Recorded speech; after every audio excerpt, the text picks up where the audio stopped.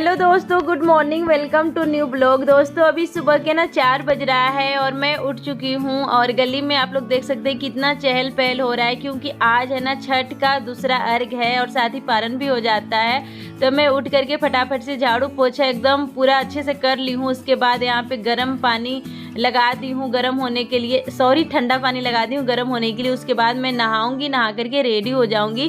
तब तक मैं इन लोगों को यहाँ पे उठाने आ गई हूँ, क्योंकि मैं तो 4 बजे उठ गई थी, बट पापा और बेटा और बेटी नहीं उठे थे। इन लोग 5 बजे उठे थे, तो इनके लिए भी मैं कपड़ा निकाल दूंगी और अपने लिए भी मैं कपड़ा निकाल ले रही हूँ। हल्की सी एक साड़ी ही निकाल रही हूँ, क्योंकि कोई सा भी तीज त्यौहार होता है तो मैं सूट बिल्कुल भी नहीं पहनती, साड़ी ही पहनती। क्योंकि किस काम की है साड़ी जब हम तीज त्यौहार पे ही ना पहने। तो छठ पूजा है आज, तो इसलिए मैं एक हल्की सी साड़ी निकाली हूँ, जिससे कि मैं पहन करके कंफर्टेबल फील कर सकूँ, क्योंकि वहाँ पे ना बहुत ज़्यादा भीड़ होता है।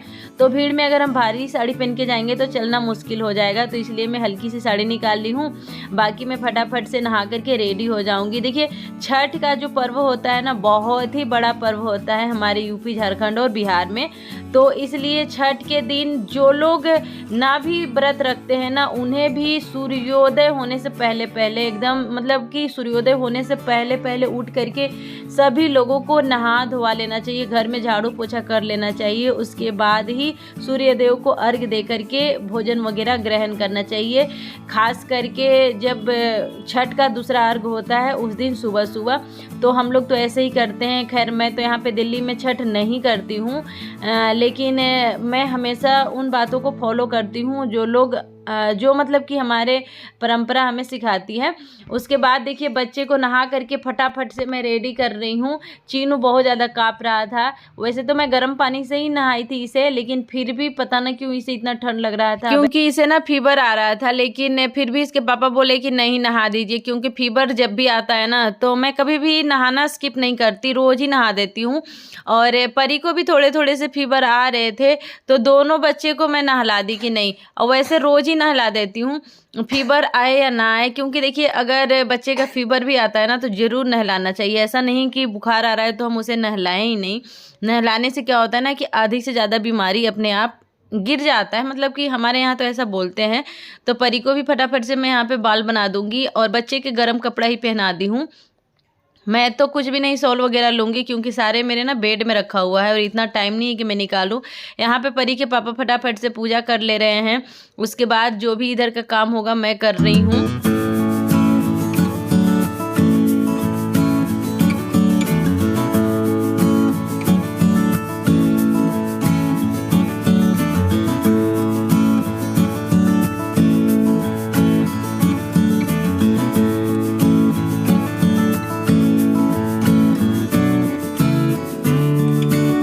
कहते हैं ना लेडीज का श्रृंगार कभी ख़त्म नहीं होता। सही बात है।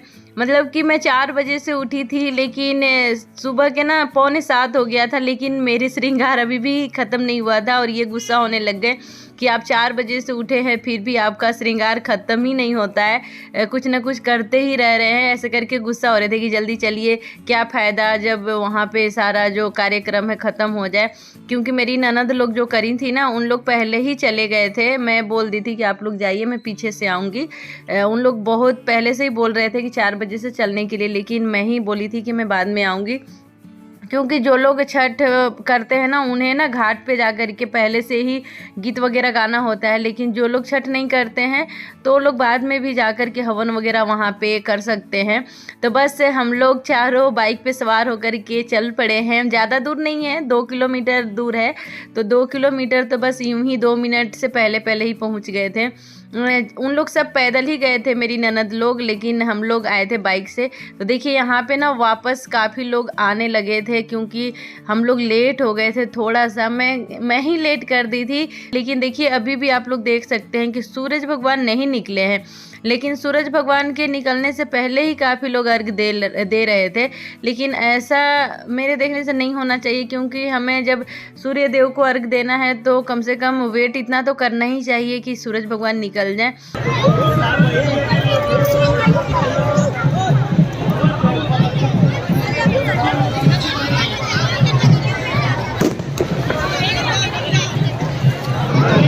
पानी दे यार।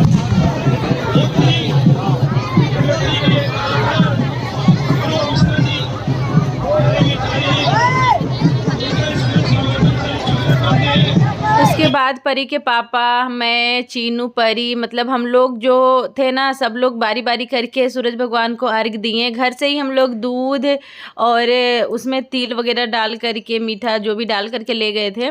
उसके बाद हम लोग सब मिले जैसे दीदी से, लेकिन वीडियो उसका शूट नहीं कर पाई क्योंकि देखिए मैं इन्हें बार बार बोलूँ इतने परिवार के बीच में कि वीडियो शूट करिए, वीडियो शूट करिए। इन्हें खुद ही सोचना चाहिए कि हमें वीडियो शूट करना चाहिए, लेकिन नहीं किए। तो फिर मैं भी ज़्यादा नहीं बोलने गई। उसके बाद फिर हम लोग घर चले आए और घर आने के बाद सबसे पहले तो मैं यहाँ पे अपने जो मेरी चूड़ी थी ना, वो चूड़ी को चेंज करी क्योंकि मैं वो पहन के गई थी ना, मोटे मोटे से कड़े, तो भारी लग रहा था। तो चेंज करके और मैं पानी पीऊँगी। मैं सुबह देखिए पानी बिल्कुल भी नहीं पी के गई थी क्योंकि आप लोग को तो पता है कि पानी पीने के बाद क्या होता है, बार बार वॉशरूम जाने पड़ता है। तो जब भी मुझे पूजा वगैरह करना होता है तो फिर मैं बिल्कुल भी सुबह उठ करके पानी नहीं पीती हूँ, बाद में पीती हूँ। तो अभी मैं आई हूँ, उसके बाद अभी मैं जो भी है पानी, नींबू पानी वगैरह पीऊँगी।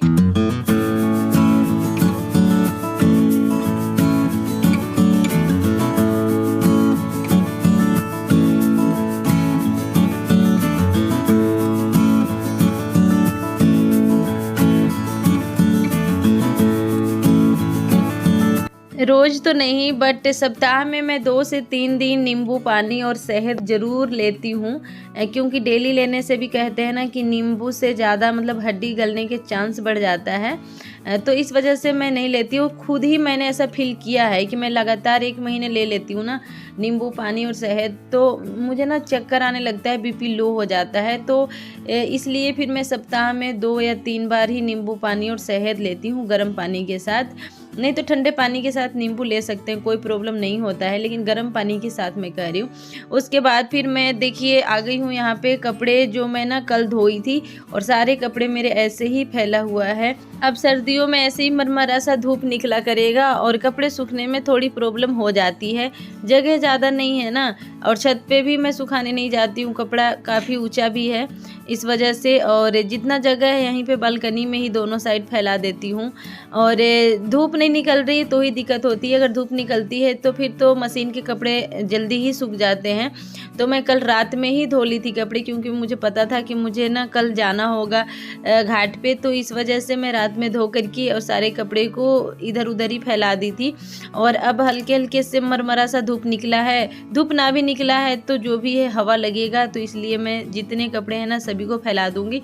और ये सारे बिस्तर है जो कि नीचे लगते हैं बिस्तर, तो ये बिस्तर भी परी फोल्ड करके ले आई थी।